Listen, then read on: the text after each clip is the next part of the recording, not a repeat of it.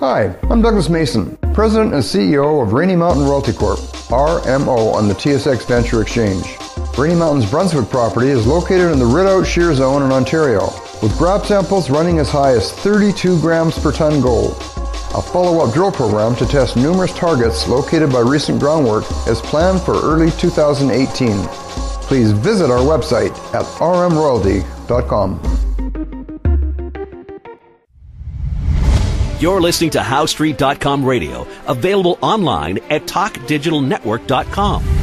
Welcome to HowStreet.com radio, the online source for market opinions. Here is Jim Goddard. My guest is home ownership consultant Ross Kay from thewealthyhomeowner.ca. Happy New Year, Ross, and welcome back to the show. And Happy New Year to you, Jim, and all your listeners. I know it's only the second day of the year, but what kind of a feeling does 2018 have for you? What kind of a feeling? You mean from a real estate perspective, I guess? I guess that's what we're talking about, so that'd be a good start. Well, as I'm sitting here talking to you, Jim, I'm trying to approach 2018 with a little bit of a different philosophy. We spent probably the last 3 years trying to debunk many of the myths about real estate, about home ownership. And as we start 2018, and to be quite honest with you, it's been a very negative process in many ways. You have to be negative about commentary that you read in the marketplace.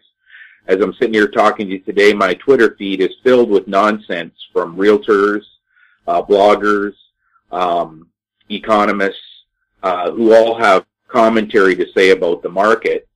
And I really want to reach out and just say, these people really should not be allowed to even comment about real estate. That negativity is just too strong. And as we head into 2018, because of the way the market is trending now, we have to approach it in a little bit different way. And the way that we talk to people, we need to be a little more sympathetic to the fact that they've been misled for such a very long period of time. And it's really not their own fault. It's simply the information that they've been force-fed by organized real estate. Well, one thing that you've pointed out to us, Ross, that perhaps so many people didn't know is that the real estate stats are so mixed. Is Greater Vancouver will include sometimes Victoria and the Fraser Valley. In Ontario, Toronto will include places as far away as Hamilton. And they all have their own little unique way of gathering stats that also they're presented to the government as if they're all equal. But because they mix and merge these statistics, they start to lose their significance. Is that still a problem? It's a massive problem, and it's a problem certainly as we start 2018. Anybody who will do a Google search and check the headlines from November and December of 2017, you'll find that many of the comments were that there was new records, a record for new listing counts in the Greater Toronto area. And during that entire period, we laughed about it and we tried to explain to people that it wasn't the truth. And the consumer was led to believe that there were going to be record new listings available for sale. Yet, our metrics, which we lead listing counts by about 4 months, we're forecasting around 3,700 listings would be available in the city of Toronto as we entered 2018. As it turns out, there were only 3,600 houses for sale in Toronto this morning. 3,600. In other words, I want your listeners to understand this because the government doesn't understand it. CMHC doesn't understand it. Economists don't understand it. Realtors don't understand it. What this means is that 1 in every 163 homes is available to be purchased today. Only one. So you drive down the street, you're going to drive by 163 houses before you finally find one that's for sale. That's what understanding what housing metrics mean.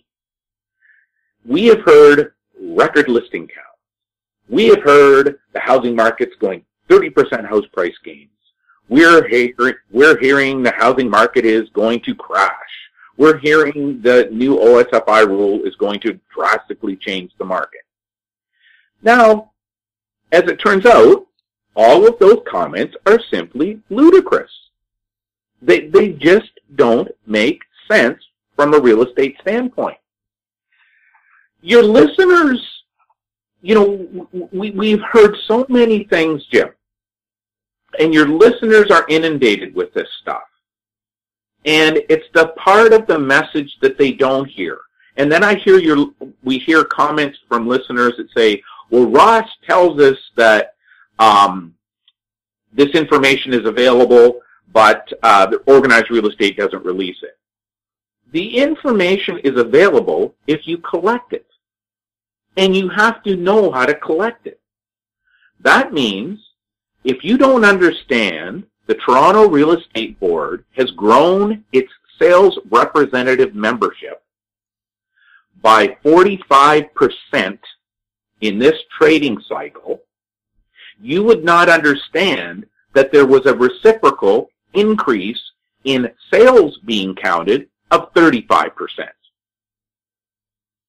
So to have the metrics or the data that we have available is useless to everyone because they don't know how to read the data. We know that if we increase the sales staff of the Toronto Real Estate Board by 46%, we know that sales are expected to increase somewhere between 32 and 37%. They actually went up 35%. But they only went up that percentage in this trading cycle. So if you're not measuring by the trading cycle, everything that I'm saying doesn't make any common sense. If I'm to say to your listeners, look at folks, in a trading cycle, mortgage debt, new mortgage debt must increase 1% every month to get a 1% house price increase. The correlation is 100%, but it's only a correlation that works within a trading cycle. And since no one understands what a trading cycle is, they don't understand how a trading cycle works, they don't know how to measure a trading cycle, they can't go back and look for the corroborating data that proves what happens in the cycle. You've heard all of these comments in the newspaper by every leading economist in the world about Canada's household debt has hit record levels. At the same time, StatsCan releases the net worth of Canadians hit an all-time record level. Well, if you understand how the trading cycle works, you understand that a 1% increase in the national average selling price requires a 1% increase in the amount of new mortgage debt being booked. It is a 100% correlation. Now, I'm not fabricating these numbers, folks. These numbers are available from government agencies to the general public, to any academic, economist, analyst, expert in Canada who wants to go out and collect it. If you don't want to go out and collect it, then in turn, knowing what you should be collecting and knowing how to interpret it, you won't understand how the homeownership market functions. And it functions the exact same way every single time for all of the history of the data that we have, which is accurate from 1980 forward. Every single province, every single municipal market, the national market, they all work in the exact same way. Your listeners need to do this. Google mortgage debt versus house price gain. You will not find a single academic article on that topic anywhere in the world today. You will not find it. Yet, I'm sitting here with the data in front of me on my screen as I'm talking to you right now, Jim, and it shows me that mortgage debt has increased 42.6% in this trading cycle. The amount of brand new mortgage debt booked has increased 42.6%. In this trading cycle, nationally we're talking about now, the average selling price has increased 42.6%. The correlation is 100%. So, as we're entering 2018, what I hope your listeners will understand is you need to stop listening to shills and hucksters. You need to stop listening to real estate agents, realtors who blog. You need to stop listening to real estate sales reps who pretend that they're presidents of websites instead of admitting they're simply real estate sales reps. Because I'll tell you folks, 7 years ago, if they made those false claims, they would be charged. They would have their real estate license stripped away from them. They would be up in charges in civil suits. The only reason it hasn't happened is because this trading cycle has gone on for so long, a whole bunch of the myths that are out there began to be believed, and everyone let down their guard. You're about to pay the price. And what price is that? The price is that every single housing market, Jim, as I've told all of your listeners here in the show, when you lend mortgage debt on the purchase price of a property, you must have a house price correction.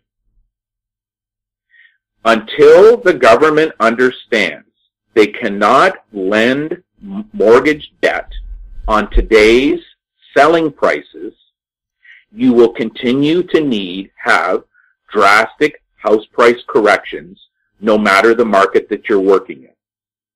The reason the American market had to correct was because mortgage debt was had to be assumed at a high enough rate to keep the housing market going forward.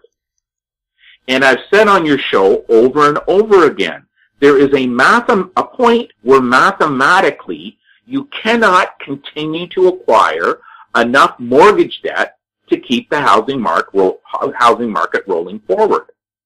That peak we reached in Canada was at 42.6%, where our new mortgage debt being booked reached 42.6%. Normally, Jim, that amount of mortgage debt is a mathematical impossibility. The only reason that mortgage debt was able to reach the new mortgage debt was able to reach the highs that it was reaching in May of this year was because Canadians were paying it off at such a record pace, which is yet another metric that you never, ever have seen published in Canada. And it's one of the metrics that my firm, we pride ourselves on, and we pride Canadian homeowners on. When we hear economists from Australia, England, United States, the bond rating agencies downgrading Canadian banks' debt, shills and hucksters in the mortgage broker industry, in the real estate industry, making comments about this record mortgage debt, you never hear them say about the record principal paydown that Canadians have been ongoing.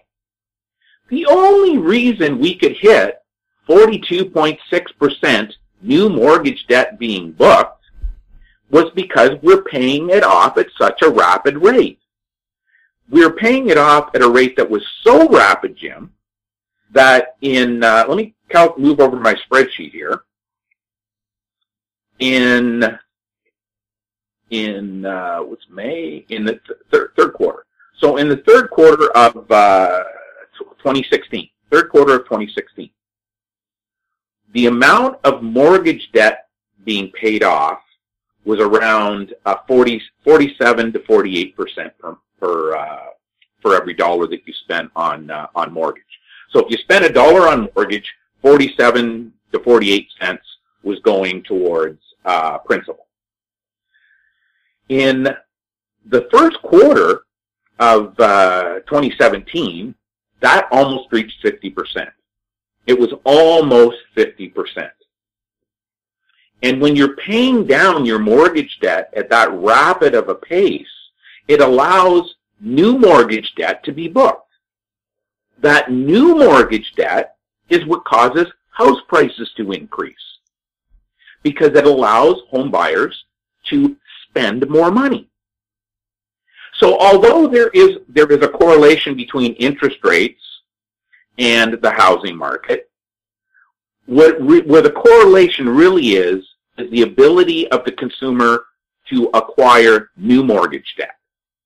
That's where your house price gains move. That is where the net wealth of this nation is directed. As we started this particular trading cycle, about 40% of your mortgage payment was going towards principal paydown. At the peak of this trading cycle, Canadians were paying down almost 50%. That is a 25% increase in the amount of mortgage debt being paid down. That's what allows the house prices to grow. You won't find this anywhere, people. You will not find this in an academic article, because they don't even know how to measure mortgage debt pay down. Because they don't know how to measure the trading cycle. They don't know how the mortgage debt interacts during a trading cycle. When you enter a trading cycle, there is a group of first-time buyers at the doorway. Imagine a gate, Jim, a gate. And at this gate, all your first-time buyers are lined up. It's sort of like the Apple Store when they release a new iPhone. You get this lineup of people waiting to get in the store to make their purchase. That is exactly what goes on in a trading cycle. At the beginning of a trading cycle, you have a whole bunch of first-time buyers lined up outside the door. Now, as the trading cycle goes along, those first-time buyers come into the store and they buy their house. Yes, as time, new people keep getting in line, but the line keeps shrinking because there's not enough new people that are able to get into the line to keep the line as long as it was. Those first-time buyers dictate everything that is going to happen in that trading cycle. Because as they go, the longer the trading cycle lasts, first-time buyers' share of the sales decreases. In the first little while, the first couple of quarters, they may be able to it may almost look like the first-time buyers maintain their market share. But very quickly, they can no longer maintain that market share. As we've said on your show before, if first-time buyers' share of sales drops because they're buying the cheapest homes, the average selling price goes up. And your average selling price reaches a zenith at some moment in time in the trading cycle. That zenith, that peak point, is 100% reliant on new mortgage debt being booked. Your listeners need to Google that and find somewhere in the world on Google today where what I've just said can be found. You're not going to find it. These are the laws of real estate, Jim. You cannot change these facts. This is no different than saying if I drop an apple, it's going to hit Newton on the head. These are the truths, the laws of real estate. If you want house prices to increase, you must book more new mortgage debt. if you are not booking enough mortgage debt as rapidly as it was, house price gains begin to decline until a point that they roll over. The reason why we told everybody in Vancouver that your housing market was already corrected 28% is because we're measuring mortgage debt. We know that when mortgage debt decreases by 28%, house prices are going to decrease by 28%. There may be a lag, but sooner or later, unless that mortgage debt jumps right back up there again, that 28% reduction is going to be recorded. That's what your listeners need to know as we're starting 2018. We'll have more with Ross Kay right after the break. Avon Resources Limited is a gold exploration company with significant projects in British Columbia, Saskatchewan, and the Yukon. Trading on the TSX Venture Exchange, symbol ABN, and the pink symbol ABN-AF. Surrounded by world-class gold deposits and mines, Avon's 23,000 hectares Forest Kerr Gold Project is located in the heart of the Golden Triangle in northwestern BC. For more information, visit us at avonresources.com. I'm Larry Ray, President and CEO of American Manganese Inc., listed on the TSX Venture, ticker symbol AMY, A-M-Y, with proprietary patents in the U.S., China, and South Africa. Our focus is on recycling lithium-ion batteries for electric vehicles. China recently legislated the responsibility for recycling onto their electric vehicle manufacturers and importers. For more information, please visit AmericanManganeseInc.com or phone me, Larry Ray, at 778-574-4444. Welcome back. We're speaking with Ross Kay. Ross, the new official mortgage rules are now in place. We're going to hear all kinds of reports about buying power, a term that you first used here on this show. You've mentioned there are strategies available that render these changes mute, contrary to what others are saying. What exactly do you have in mind? Okay, I think we've let the public get conned by these shills and hucksters for long enough on national television, the Bank of Canada, CMHC, organized real estate, everybody you can think of. They've all spoken on this topic now. And Ross, the message I get, the sky is falling, run for the hills. So it's simply because, Jim, it's another case in point. I visited with my mom and dad over the holidays. Now, Dad's 83 and Mom's 79, I think, something like that. And we're talking about real estate, and every time I talk to them, they shake their head.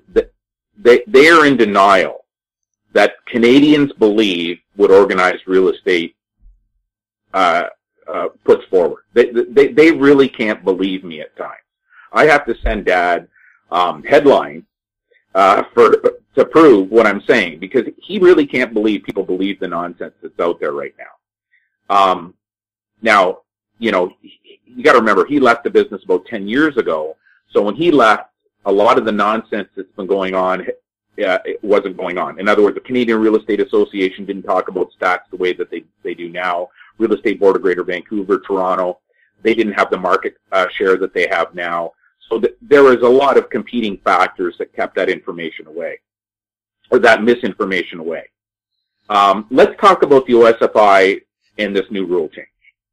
So your listeners can listen to this, and we're going to see how quickly this appears on some national media show for the first time. Because if you Google, as of 4:31 p.m. here on the 2nd of January, what I'm going to tell you doesn't appear anywhere. Now, the mortgage rule change for trade-up buyers is really no rule change at all. It will have zero impact on the buying power of buyers. It will only have impact on the buyers who have not been shown how to bypass the rule. The rule was created by Jeremy Rudin and the OSFI to slap the banks down. It was not created to harm consumers. Now, Rudin can't go out there and publicly chastise the banks, because then the bond rating agencies will slap the banks down and Canadian interest rates will go up, and it could have a negative correlation on the Canadian economy. Certainly what on bank shares. So Rudin has had to be very careful, but he's not an idiot. The man is highly intelligent. He is very knowledgeable in the operations of the real estate industry and certainly of the banking profession. What the OSFI did is that they changed the concept of what's going on without really changing anything. What that means is they left loopholes in the legislation that means you can still borrow exactly the same amount of money as you were going to borrow 2 days ago. The OSFI did not mandate a mandatory amortization table. He left that out. Now, if the banks go ahead and take advantage of this situation, then you may find that he comes in and he slaps them down once again with a mandatory amortization schedule. But he hasn't. And what that means is that your listeners can walk, any one of your listeners can walk into a Canadian bank and demand qualifying on a 35-year mortgage rate. Oh, but Ross, that means they're going to owe their mortgage for 5 more years. That's going to cost them tens of thousands of more dollars. Hogwash. I said you go in and qualify on the 35-year amortization. Now, your lawyer will have to write up the documents with a 35-year amortization. And on the very first mortgage payment that you make, you're going to increase your mortgage payment to offset those additional amortization years. You are going to effectively drop your amortization from 35 years back down to 25 years. Because you're going to make sure that you get a mortgage with a bank that allows you to accelerate your payments by 15%. Wiping out that 15% drop in buying power that all of the shills and hucksters are out there telling the public that is going on right now. That's right, folks. It is a con job. You're being conned. Not only that, what your listeners need to understand is that trade-up buyers, FICO scores, the credit score that you use to get a mortgage, is not impacted by these mortgage rates. What is impacted is your gross debt service ratio. GDS and TDS is what it's called. What your listeners need to understand is that if you have a really good credit score, the banks will allow you to borrow under those low interest rates, even without that 2% built-in OSFI change, up to 39% of your income for principal, interest, property taxes, and $150 a month for heat and hydro. That's what the banks will qualify you on. Now, imagine you're going to the bank, they are qualifying you for an interest rate 2% higher than what you're actually going to pay. They're qualifying you for a payment that's about 15% higher than what you're actually going to pay. So the bank knows you are such a great low credit risk, and because you're not really paying those 2% higher rates, you're really paying the current going rate, not the going rate plus 2%, which is a qualification rate. So the bank, instead of qualifying you at the realistic 32% GDS, which CMHC recommends, which the OSFI recommends, they'll qualify you at the 39% rate, which they allow, which the OSFI allows. They allow you to qualify at 39. What bank wouldn't allow you to qualify at 39% if they know you're only going to make a payment that effectively drops your GDS back down to 32%? Every bank in Canada does it because they do it every single day for first-time buyers and those with good credit scores. We also know that Canadian trade-up buyers have fantastic credit scores. Fantastic. So there is no reason not to. So not only do you have the out of the 35-year amortization, dropping you down that 15%, wiping out that 15% buying power loss, you also have the flexibility of increasing your GDS to 39% from 32. the longer that you've owned your home, that GDS actually drops even more. So that even gives you more room. There is so much room and flexibility in this policy, Jim, that there would be such a minuscule number of homeowners who actually are going to be impacted by it if they employ the proper strategy, that it's just ridiculous. Like it's nothing. It's no impact in the market. But what you have is this, Jim. You have ignorance and incompetence at a level of historical proportions in the Canadian real estate industry, including the mortgage brokerage industry. Because if there was any degree of competency, what I just said, which my mom and dad sat there in the Christmas holidays, my dad's 83, shaking his head up and down, well, of course, Ross. Well, of course, Ross. Well, didn't they block that loophole, Ross? Oh, it can't be that easy, Ross. Yeah, Dad, this is how it does. How would you calculate it, Dad? And here's an 83-year-old guy shaking his head up and down. Yes, yes, yes, of course, of course, of course. It's the incompetence and the ignorance, the low level of training, education, experience of those involved in the real estate sector today who could cause far more of a devastation to the Canadian economy because of this rule change. Your listeners need to understand this. What I have just told you, the banks legally cannot recommend.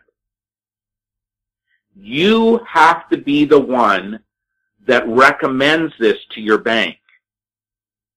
Jeremy Rudin at the OSFI has warned the banks that if they implemented my strategy, in other words, boost your amortization to 35 years, and on the first mortgage payment, up your payment so that you drop it back down to 25. Apply for a GDS from instead of 32% to 39%. If the banks were to do that, Jeremy Rudin would slap them down. And the slap down that they're getting right now, it would pale in comparison to how he would slap them down. He would slap them down. He would say, nope, 25-year amortization.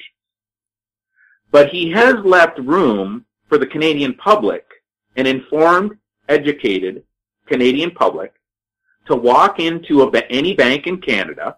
You don't need to go to a trust company, a bank, regular old bank, and demand that these are the terms that you want to negotiate your mortgage under. You can move to any bank that you want, people. The previous discussions that we've had in your show here are not going to apply using this strategy that I'm talking to you about right now.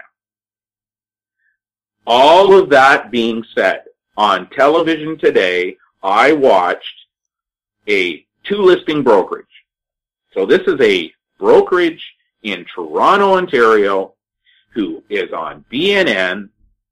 They have two listings, 23 sales reps and 2 houses listed for sale. This is what's traditionally called a failed brokerage, a brokerage that is going to close up shop. And they're giving advice on this new OSFI rule change. And the girl seems so pleasant. She seems so nice. She seems so authoritative. They presented her in a professional manner. It's no wonder the listeners would be fooled. Because I believe the host was fooled. What she said that detached homes are going to be impacted more by this rule than condominiums. That's what she said. I called my dad up on the phone today. Dad, if the GDS changes or the interest rates go up, who is hurt more, a single detached home buyer or a condominium buyer? And my dad said, well, the condominium buyer, of course, Ross. That's what my dad said. 83 years old. My dad said the condominium buyer. Why did my dad say condominium buyer? Because we've qualified thousands of home buyers to buy homes. We have known the difference between moving 2 streets makes a difference of whether or not you can spend an extra $20,000 purchasing a home. Because instead of paying property taxes in one jurisdiction at a higher rate, you can move across the street and pay property taxes at a lower rate that allows your GDS ratio to have a larger mortgage because you're not paying property taxes instead. We know that condominium fees are included in the gross debt service ratio. And it's generally half of the condo fee is included in the gross debt service ratio. If your condominium fee is $200,000 or $215,000, that equates to a $50,000 mortgage today.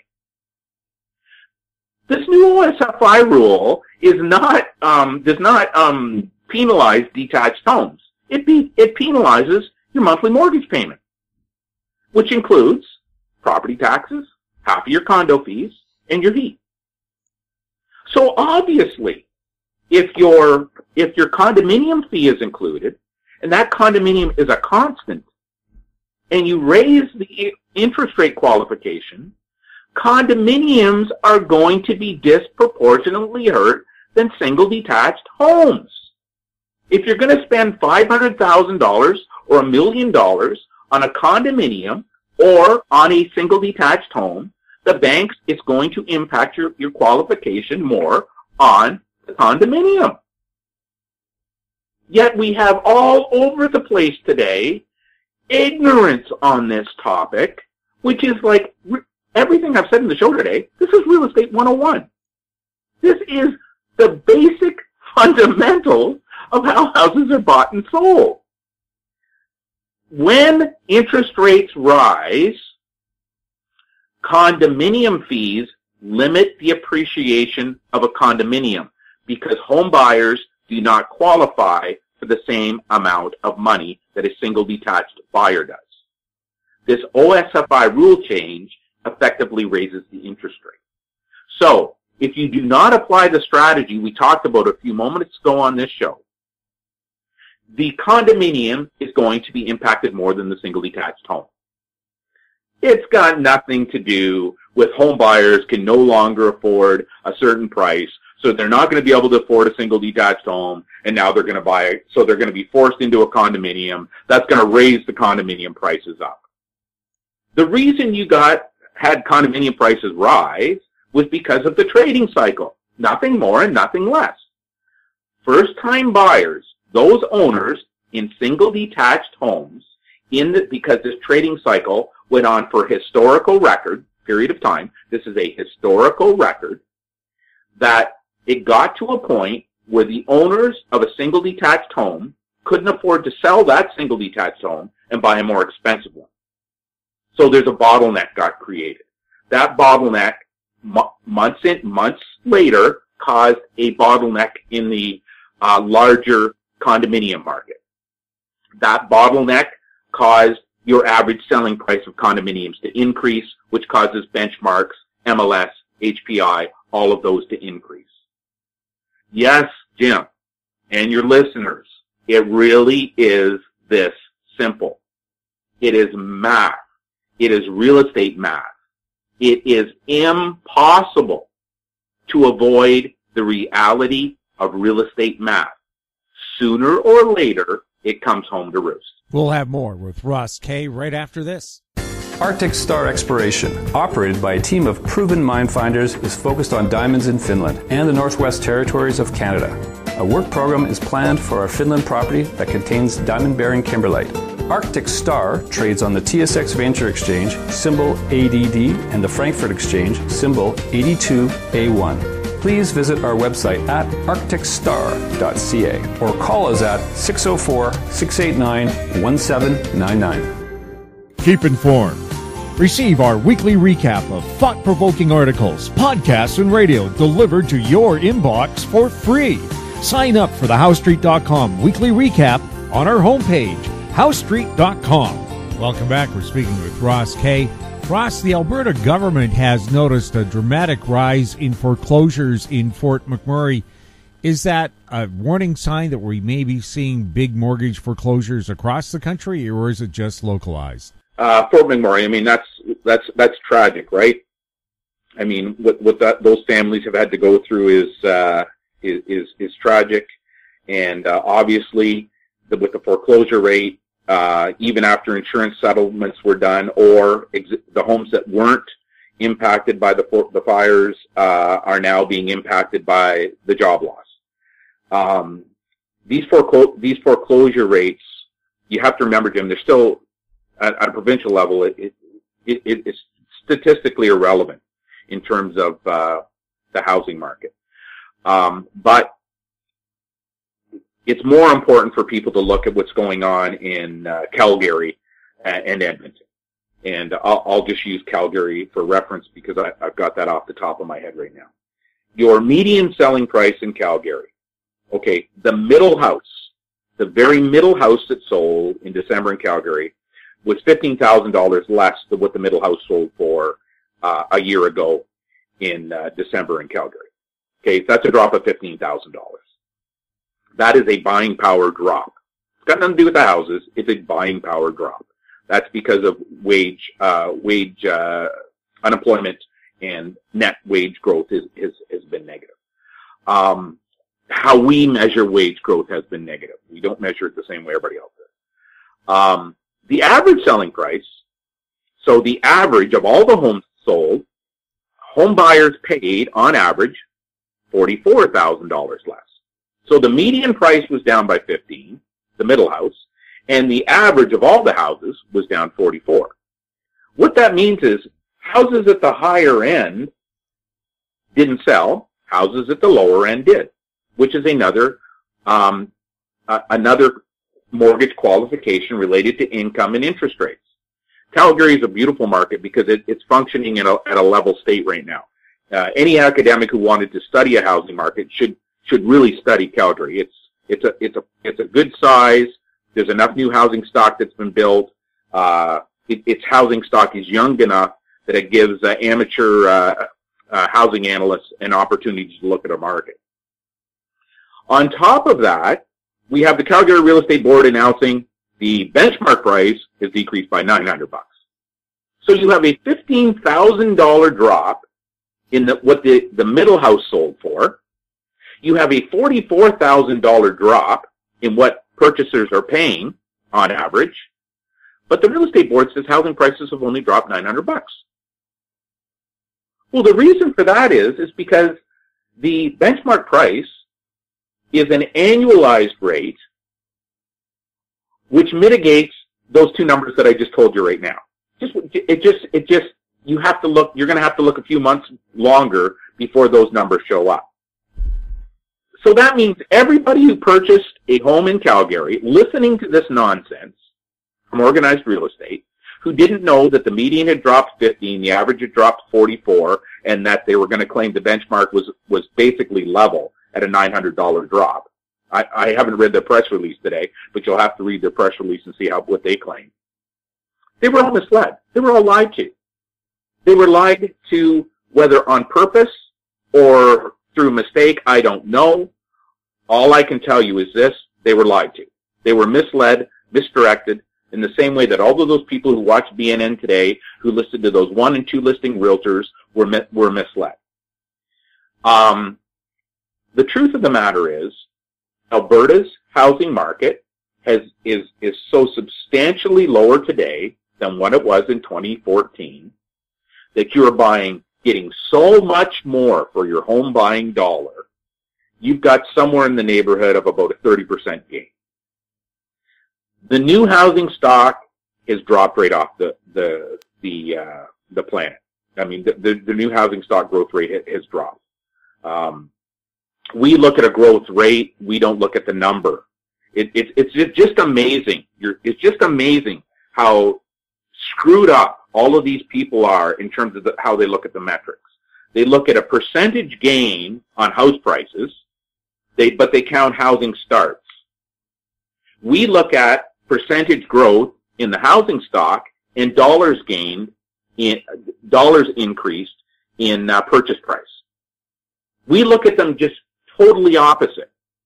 Now, why do we look at them totally opposite? We view the market from the buyer's standpoint. We don't look at the market from the seller's standpoint.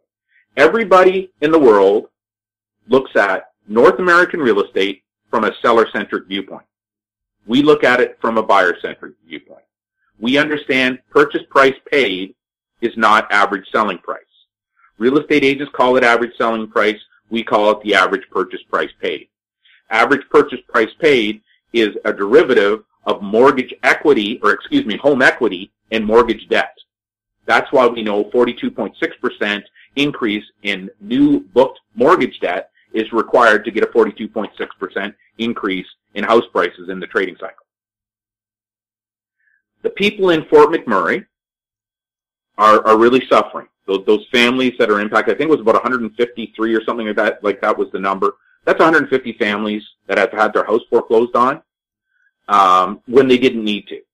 I mean, you also were devastated by a forest fire. The government should have come in and given house price protection. That's what they should have done to those people. Or their employers should have given them house price protection. What your listeners don't understand is government employees who are moved by the federal government get house price protection.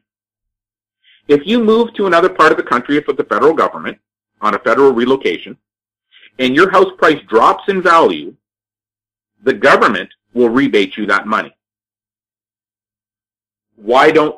Years ago, in the 1960s, 1970s, 1980s, it started to wane in the early 1990s. These relocation agreements were common ways of getting people to move.